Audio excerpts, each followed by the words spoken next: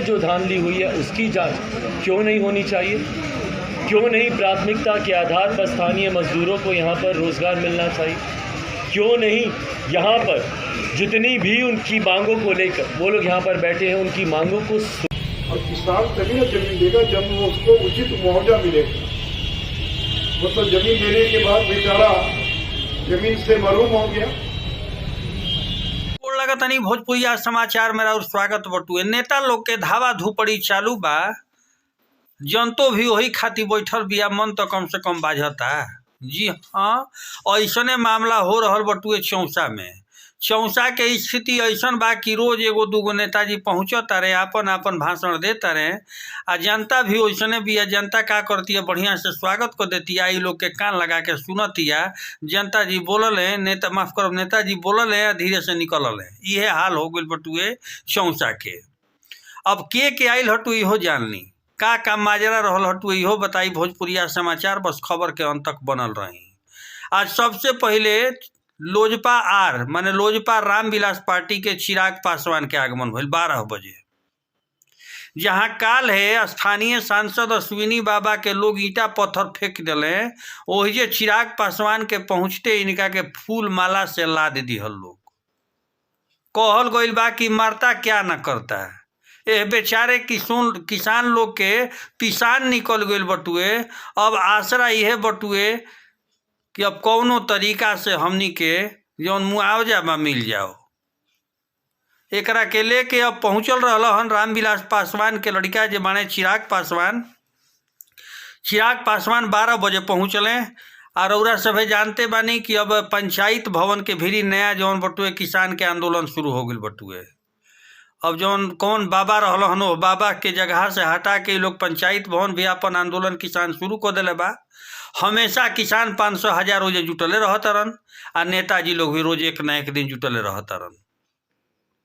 अब चिराग पासवान 12 बजे पहुँचल बने। 12 बजे चिराग पासवान पहुँचले तो इनका पहुँचते जौन बटुए जिंदाबाद के नारा लागल। पप्पू यादव पैदले मार्च कर दिहले, 1 बजे पहुँचल बने। सुधाकर जी 2 बजे पहुँचल बने। इ सारा लोग पहुँचल बटुए। के का कहल से कर तनी अंश जान ली, एक बाद निचोड़ बताई भोजपुरिया समाचार। बक्सर जिला के बनारपुर गांव रोरा जानते हो खब सब हतना दिन से हाईलाइटेड बा। देश और विदेश के मीडिया में छैले बटुए। देश विदेश के मीडिया कर्मी लोग या जुटल बटुए। रोज एक गो नया नया नुस्खा मिलिए रहल बटुए। तो एजा जो मारपीट भइल रहे किसान के साथे, थर्मल पावर प्लांट के भी उपद्रव भइल रहे। एकरा के लेके यहाँ के कहनी चिराग पासवान जी का कहनी उ जान ली।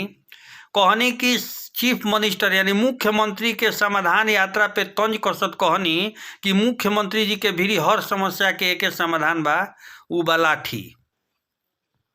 चाहे वो अपन मांग के लेके छात्र होखस, चाहे वो अपन मांग शिक्षक मांगत होखस। चौसा के किसान के समस्या के बजाय मुख्यमंत्री लाठी चार्ज करवा दिहनी। यहाँ के कहनी कि समाधान यात्रा पर निकल बनी मुख्यमंत्री जी, पहले है किसानन के समाधान कर दी। किसान पे फर्जी FIR आ महिला के पीटे वाला थानेदार पे कठोर से कठोर कार्रवाई के यहाँ के मांग कैनी। अब पप्पू यादव पहुँचल बानी। 1 घंटा खूब फूल माला से स्वागत भइल। खूब चिराग पासवान अपन बात कहनी। 1 बजे पप्पू यादव जनतांत्रिक पार्टी के नेता पप्पू यादव पहुँचनी। पप्पू यादव पहुँच के पैदले मार्च शुरू कर देनी। फूल माला से इनको स्वागत जनता करे शुरू कैलस।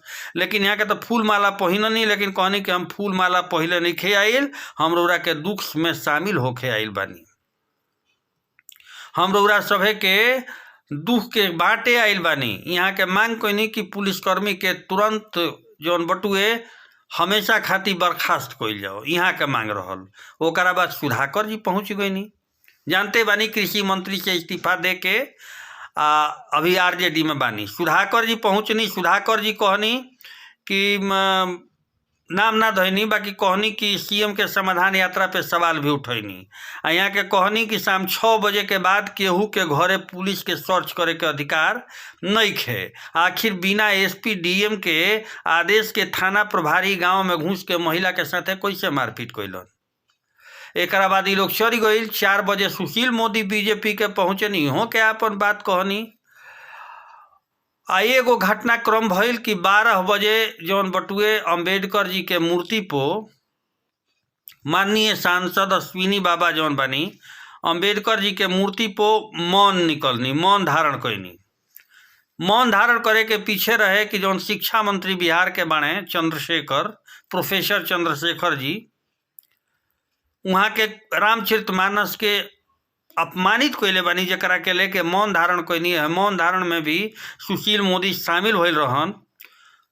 डॉक्टर भीमराव अंबेडकर के प्रतिमा के नीचे रामचरितमानस के लेके मौन धारण करनी अश्विनी बाबा। एक दिन तक कुछ बोलनी ना, कुछ बातचीतो करे के रहल हटुए पूर्व उप मुख्यमंत्री सुशील मोदी के, तो कलम कापी से लिख के वहाँ के देनी, वहाँ के वही से समझनी या बुझनी है। तो मिला जुला के हिजा तांता लागल बटुए नेता लोग के।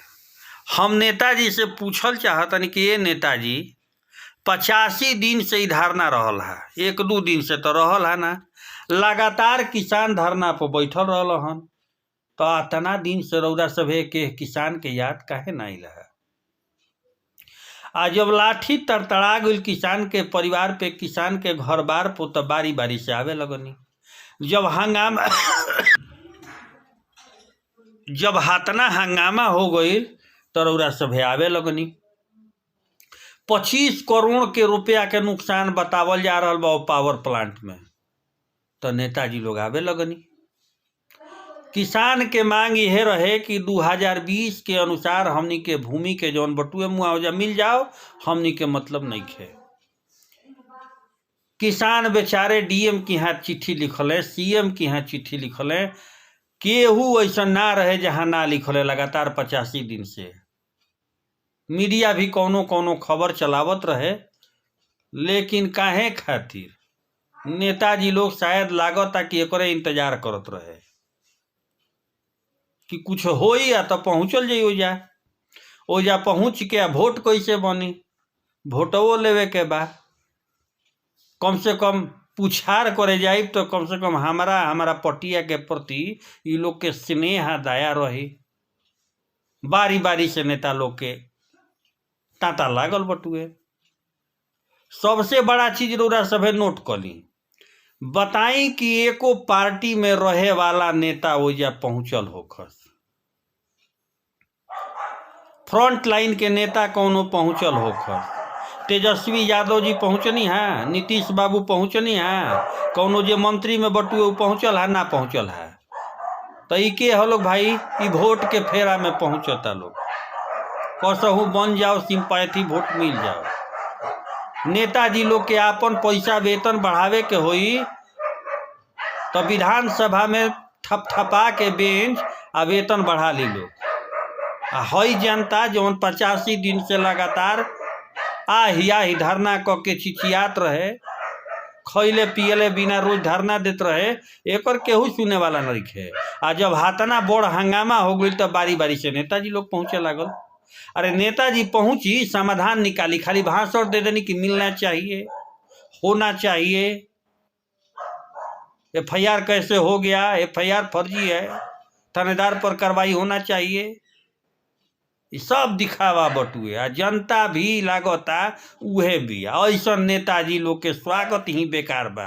रौरा सब एके बात कहीं, जहाँ तक हमार सोच बटुए कि नेताजी आइल बानी हमनी साथे, जब तक की धारणा बा तब तक राउत पार्टी के फ्रंट लाइन के नेता हमारे साथे खड़ा रही हैं, तो इजा भाषण दिया ना तो आगे बढ़ी भाषण के काम नहीं खे। बाकी रौरा सब समझदार बनी, आगे भी एपिसोड दिखाई। बहुत बहुत धन्यवाद। पर उसका समाधान उनके ऊपर लाठी चलाना कतई नहीं हो सकता। और इस बात की घोर निंदा ना से मैं, ना से मेरी पार्टी, बल्कि पूरा प्रदेश, पूरा देश इस बात की निंदा कर। और इस बात की उनकी मांग का समर्थन हम लोग जरूर करते हैं कि जितनी जायज़ मांगे उनकी है।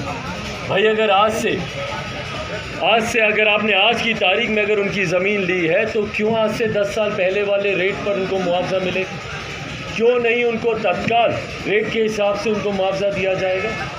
या इससे पहले जो उनको मुआवजा दिया गया है उसमें जो धांधली हुई है उसकी जांच क्यों नहीं होनी चाहिए? क्यों नहीं प्राथमिकता के आधार पर स्थानीय मजदूरों को यहाँ पर रोज़गार मिलना चाहिए? क्यों नहीं यहाँ पर जितनी भी उनकी मांगों को लेकर वो लोग यहाँ पर बैठे हैं, उनकी मांगों को सुना जाना चाहिए। इन तमाम बातों का समर्थन लोक जनशक्ति पार्टी करती है। आज उसी समर्थन को दिखाने और इस घटना की निंदा कर 24 लोगों पर चिराग जी FIR हुआ है नेम्ड, 250 लोगों पर अज्ञात हुआ है। क्या किसान कह रहे हैं कि आखिर हमारे ऊपर जो FIR हुआ उसको सरकार विड्रॉ क्यों नहीं करती? तत्काल प्रभाव से हम लोग भी मांग करते हैं कि उसको विड्रॉ किया जाना चाहिए। भाई अगर आप किसी की समस्या का समाधान नहीं निकाल सकते तो उनकी समस्या को बढ़ाने का भी अधिकार आपको कोई नहीं देता।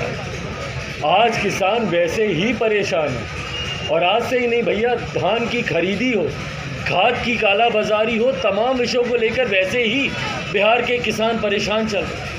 आप अगर उनकी परेशानी का समाधान नहीं कर सकते मुख्यमंत्री नीतीश कुमार जी, तो आपको कोई हक नहीं बनता कि आप उनकी समस्या को और बढ़ाएं। जिस तरीके से उनके ऊपर झूठे मुकदमे किए गए, जिस तरीके से फर्जी मुकदमों में उनको फंसाया गया, उनका कहना कि अभी तक वो रेट पूरे बिहार में रिवाइज नहीं,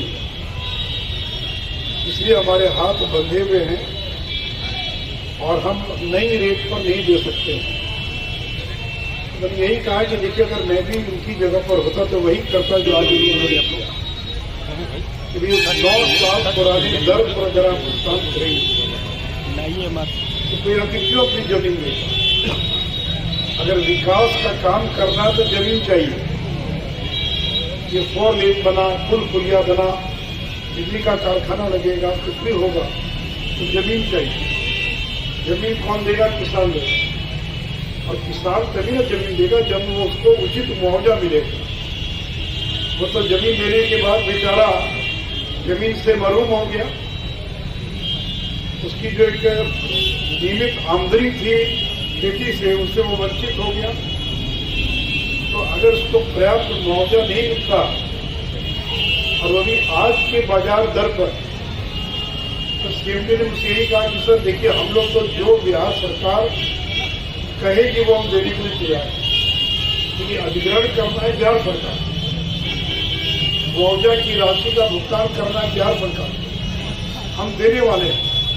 हमको कहेंगे और 100 करोड़ दे दो, और 100 करोड़ दे दो। मैं बिहार सरकार से आग्रह करूंगा कि MVR जो है मिनिमम वैल्यू रजिस्टर या रेट, उसको अगर पुनरीक्षित करने की आवश्यकता तो किया जाना चाहिए। मुझे तो याद है कि पानी ये तय था कि हर 3 साल पर होगा, पता नहीं क्यों नहीं पुनरीक्षित हुआ, जो भी कारण हो, लेकिन बढ़े हुए दर से किसानों को मुआवजा मिलना चाहिए। इसलिए जो 2 मुख्य बातें हैं, एक तो किसानों को मुआवजा